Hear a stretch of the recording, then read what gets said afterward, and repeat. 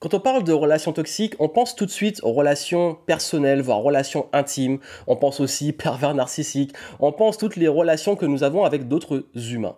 Or, nous sommes dans des relations avec d'autres principes, d'autres concepts, d'autres choses de la vie que nous oublions, mais qui ont une totale importance dans notre développement personnel, mais aussi développement business pour ceux qui sont entrepreneurs.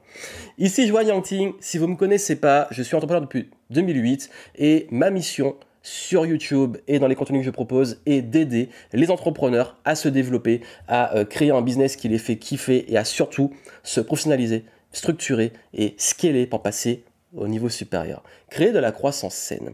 Et il se trouve que très souvent, avec les clients que j'ai, là où la croissance va se faire, c'est quand les relations dont je vais vous parler ici vont être saines.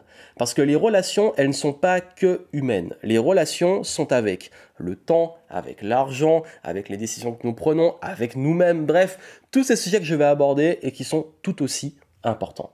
Et il se trouve qu'aujourd'hui, peut-être que vous êtes encore en train d'entretenir cette relation toxique avec ce dont je vais vous parler et qui vous empêche de progresser et qui vous bloque aujourd'hui. Et d'ailleurs, justement, quand on arrive à apaiser ces relations et à avoir une relation beaucoup plus saine avec les concepts dont je vais vous parler, c'est là qu'on s'allège, c'est là qu'on avance, c'est là qu'on progresse, c'est là qu'on est en confiance et c'est là qu'on voit vraiment une réelle transformation sur le plan personnel, mais aussi dans les résultats que vous allez avoir dans votre affaire. D'ailleurs, j'en profite puisqu'on est sur une thématique essentielle de comment se réinventer, pivoter et avancer dans un contexte difficile. Ne manquez pas le Back to the Game, le prochain événement que je fais. Si vraiment vous le voyez à temps, il reste encore des places, vous vous inscrivez et durant l'événement, vous aurez des pépites et conseils pour vraiment réussir à réinventer votre activité. On va aller en profondeur, plus en détail pour ça, pour vous aider. Donc vraiment, prenez votre place, inscrivez-vous et on se retrouve durant l'événement. On dit que la qualité de notre vie dépend de la qualité de nos relations. Ben justement, la qualité de notre vie va dépendre de la qualité de ces relations-là aussi. Et voici les 7 relations toxiques que vous avez aujourd'hui et que vous devez changer pour qu'elles deviennent saines et vous aident à passer au niveau supérieur. Et d'ailleurs, si ces contenus vous plaisent, on publie des contenus chaque semaine sur YouTube. Donc, abonnez-vous à la chaîne, partagez. Et si vous connaissez des personnes qui ont encore ces relations toxiques, envoyez-leur cette vidéo, ça va leur plaire, ça va les aider. Allez, on va rentrer dans le vif du sujet et on va commencer par cette relation toxique très forte, c'est la relation avec l'argent. Alors là, c'est le grand thème, surtout dans l'entrepreneuriat, le fait de courir après l'argent, d'être anxieux concernant l'argent, le fait de ne pas oser investir, le fait d'avoir peur d'investir, le fait aussi d'être dans une situation émotionnelle, le fait aussi que quand l'argent rentre, on est heureux, on est en estime haute de soi, en grande confiance, et quand l'argent n'est pas là, on est au fond du trou. Bref, cette relation à l'argent, qui est lié aussi au syndrome de l'imposteur, le fait de se brader ou le fait de se survaloriser, le fait d'être impatient, le fait de courir un peu après, d'être se ruiner le moral à cause de l'argent. C'est un vaste sujet. Si justement tout ce que j'ai dit à l'instant vous parle, un de ces points, il y a de grandes chances que vous ayez une relation toxique avec l'argent. Si aujourd'hui vous voulez retrouver une relation saine avec l'argent, il est temps de commencer à penser en termes de sens. Cet argent est une ressource, c'est une énergie. Pourquoi vous l'utilisez? Quelle est la motivation derrière l'argent? Également, qu'est-ce que ça implique? Comment également mettre en place un modèle économique, une façon de gagner de l'argent qui compte pour vous? Parce que ce qui compte, c'est pas juste combien d'argent nous gagnons. Ce qui compte, c'est comment nous gagnons cet argent. Comment nous avons une estime de nous qui est entretenue avec cet argent. Comment on peut se coucher aussi le soir en étant fier de soi. Comment également être sûr que cet argent a du sens. Qu'on fait des choses qui ont du sens, qui ont un impact, qui aident d'autres, qu'on apporte de la valeur. L'argent est une énergie et justement, la relation saine avec l'argent dépend de comment vous percevez l'argent et comment vous en gagnez et comment vous justement arrivez à gérer cette ressource si importante. Il y a également la relation au temps. Alors celui-là, c'est le grand classique, j'ai pas le temps, je suis débordé, j'ai pas assez d'heures par jour. C'est aussi le syndrome de l'entrepreneur qui est dans son business, qui est artisan, qui fait tout et qui s'épuise, qui est débordé, qui donne tout, qui est au four et au moulin. C'est également aussi la capacité à l'art de perdre du temps, de se disperser, d'avoir l'impression que les journées passent sans rien accomplir. C'est aussi le surcontrôle, vouloir tout faire au lieu de déléguer, de recruter. Le temps est la valeur la plus précieuse que nous avons et que vous avez donc. Et si vous voulez justement réussir à passer à un autre niveau, il faut changer votre relation avec le temps. Alors sur ça, je vais simplifier les choses. C'est que le rapport au temps que vous avez aujourd'hui, s'il est toxique, c'est parce que vous avez une mauvaise posture. En fait, vous avez 24 heures par jour. Et 24 heures, ça va pas changer. Le temps, vous n'allez pas faire une distorsion du temps, on revient dans le temps ou avancer plus rapidement, etc. Ça veut dire que vous décidez qu'est-ce que vous allez faire de ce temps. Ce qui signifie que vos problèmes de temps sont des problèmes de priorité. Donc déjà, apprendre à définir vos priorités. C'est pas combien de temps il me faudra pour ça, c'est combien de temps je décide et j'y consacre et quelle est la deadline, la date butoir que je me définis. Changement de posture. C'est plus je subis et j'ai du temps et je vois comment je fais avec, c'est je décide de quel temps je vais prendre et je prends le contrôle de ce temps en mettant aussi une date butoir. Rien que ça, vous allez voir, ça va changer votre façon de fixer les objectifs. Vous n'allez plus dire je n'ai pas le temps, vous allez dire ce n'est pas ma priorité.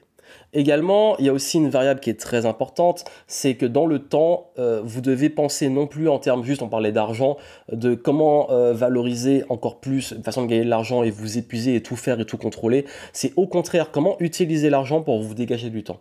Comment réussir à gagner de l'argent sans vendre son temps. Ça, c'est très important. Comment réussir aussi à recruter, à déléguer pour vous libérer du temps sur les choses qui comptent. Tout ça, c'est un rapport au temps qui change. Et le rapport au temps, la bonne relation, c'est que le temps devient votre priorité. C'est que le temps devient quelque chose qui a une vraie valeur. Et quand vous mettez une vraie valeur sur votre temps, que vous arrêtez de dévaloriser votre temps d'attention, votre temps de disponibilité, votre temps d'occupation sur les tâches, votre temps de focus, en fait, dès que votre temps revient au centre de vos priorités, on parlait de priorité, quand le temps est ce qui a le plus de valeur pour vous, alors moi, je protège énormément mon temps, ça a énorme valeur. Je lâche pas mon temps à n'importe qui ou n'importe quand sur n'importe quoi. Bah là, en fait, bizarrement, votre vie, elle change. Il y a également la relation à l'ambition, au bonheur. Où mettez-vous votre curseur? L'une des plus grandes erreurs de beaucoup de personnes, c'est que justement, leur bonheur, leur ambition, c'est basé sur leur accomplissement, ou juste des objectifs, ou juste un statut, ou juste de l'argent. Et qu'est-ce qui se passe? On passe sa vie à chaque fois à courir après l'argent, à courir après le statut, à prouver aux autres, à toujours baser son estime de soi par rapport à ses résultats ou ce que pensent les autres de nous. Finalement, on finit malheureux. En réalité, si vous voulez vraiment avoir une relation beaucoup plus saine avec l'ambition et le bonheur, comprenez que le bonheur, c'est maintenant. C'est dans l'instant présent. C'est la relation au bonheur, c'est déjà vous être heureux dans l'instant présent. Et être heureux dans l'instant, c'est quoi? C'est être heureux parce qu'on a justement des objectifs et qu'on fait des choses qui ont du sens pour nous et qu'on occupe son temps avec des gens qu'on aime, on parlait du temps, qu'on fait des choses qui nous font apprendre, qui nous challengent, mais qui nous font évoluer. Ça, c'est le bonheur. Le bonheur, il est maintenant, dans ce que vous avez déjà. Donc c'est un équilibre entre, oui, être heureux avec ce qu'on a et qui on est maintenant, et en étant heureux de poursuivre un but et des ambitions. Ça, c'est une bonne façon d'avoir une relation beaucoup plus saine à votre progression. La relation toxique, c'est que vous êtes frustré de ne pas être là où vous voulez être, passer votre vie à vous dire mais je suis pas encore là, j'ai pas encore ce statut, je suis pas encore reconnu, et toujours à courir. Et c'est jamais fini. Parce que vous le savez, une fois qu'on a atteint l'objectif, une fois qu'on a réalisé quelque chose, qu'est-ce qu'on fait après? Mettez votre curseur sur qu'est-ce qui est vraiment important pour vous et qu'est-ce qui vous rend vraiment heureux pour que cette relation soit saine. Il y a ensuite tout ce qui est relations, pour le coup elles sont humaines mais professionnelles, dans le contexte pro. Ça veut dire quelle est la relation avec vos clients, avec vos collaborateurs, avec les gens avec qui vous bossez, vos partenaires. C'est important parce que dans le business, les relations toxiques par rapport à ça, c'est qu'on s'associe avec les mauvaises personnes, c'est qu'on n'aime pas ses clients, qu'on ne s'entend pas avec ses clients, ou qu'on n'est pas respecté par ses clients. Ça arrive, des relations toxiques avec les clients, c'est qu'on ne met pas de barrière aussi. Il y a une notion de limite. Vous vous faites bouffer, vous êtes trop disponible. C'est lié aussi au temps. Mais ces relations professionnelles, en fait, elles sont toujours liées à une chose, elles sont toxiques quand elles sont pas claires et qu'il n'y a pas de limites. Dans le contexte pro, il doit y avoir des limites et de la clarté sur les relations. Qu'est-ce qu'on se permet, qu'est-ce qu'on ne permet pas? En fait, quand il n'y a plus de frontières entre le pro et le perso, quand il n'y a plus de frontières, il n'y a plus de limites sur les contrats, les enjeux, pourquoi on fait des contrats? C'est pour ça aussi, là les problèmes commencent. C'est comme un mariage. C'est comme un mariage, surtout quand on s'associe avec des personnes dans le business, c'est comme un mariage. Donc soyez très vigilants sur les relations business, même avec les clients, et ayez toujours ce qu'on appelle des contrats, du cadre, c'est extrêmement important. Et évitez aussi, hein, pour ceux qui sont coach ou autres, la relation du sauveur. Vous voulez sauver les gens, vous voulez absolument les aider, vous vous épuisez, vous vous ruinez, ou vous portez tout leur bagage, tout leur truc sur vous. N'oubliez pas, surtout, la relation toxique avec professionnel, c'est vraiment aussi la relation du sauveur. Vous voulez sauver les gens, c'est pas votre rôle en tant que professionnel. Vous aidez les personnes si elles veulent s'aider, et surtout, ne vous bradez pas non plus. Qu'on se brade, qu'on donne son temps tout le temps, qu'on donne beaucoup aux autres et après on est frustré parce qu'on n'a pas le retour, etc. Soyez, en fait, vraiment, pour simplifier, soyez au clair, posez vos limites et quand c'est clair, quand elles sont communiquées, généralement, ça va toujours bien se passer, mais au moins vous ne pourrez pas dire, et les autres ne pourront pas dire que ça n'a pas été clarifié dès le départ. Il y a aussi les relations avec les proches, donc à double tranchant. Soit ils ne vous encouragent pas ou ils font des remarques qui ne vous aident pas, soit au contraire, avec l'affect, ils vous encouragent sans vous dire les choses difficiles que vous devriez entendre.